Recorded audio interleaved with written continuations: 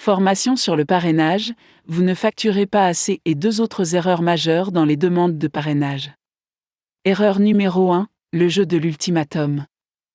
Il est bon de fixer des limites dans toute situation, mais ce n'est pas la même chose qu'un ultimatum.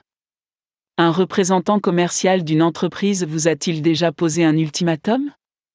Si oui, comment cela s'est-il passé?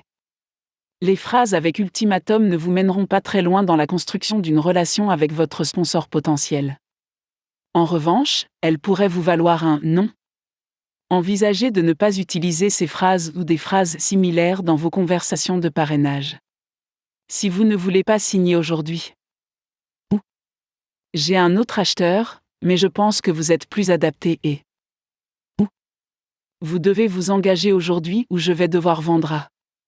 N'oubliez pas que les relations font gagner de l'argent. Au lieu de faire des ultimatums, présentez clairement votre calendrier au sponsor potentiel et demandez-lui également comment il procède.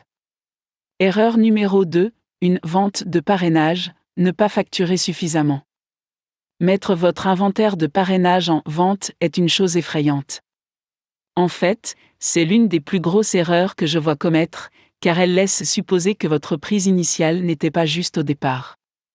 Au lieu d'offrir une vente générale ou un événement du type Black Friday sur vos parrainages, envisagez de trouver un ensemble de prix et d'avantages gagnant-gagnant par le biais du processus de négociation.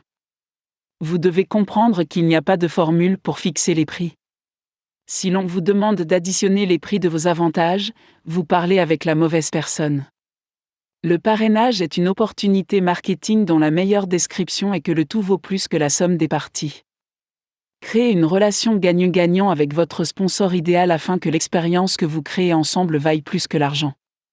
Erreur numéro 3, ne pas penser à long terme.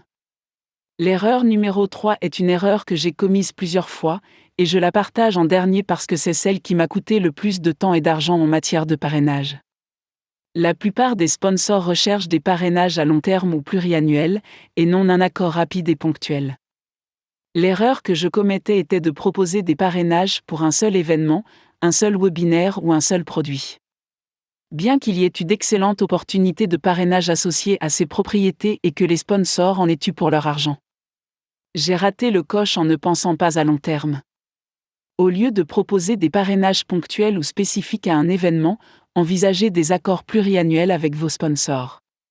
Ces contrats sont souvent plus avantageux pour vous et votre sponsor, car ils vous permettent de construire une relation et de maximiser le parrainage d'année en année.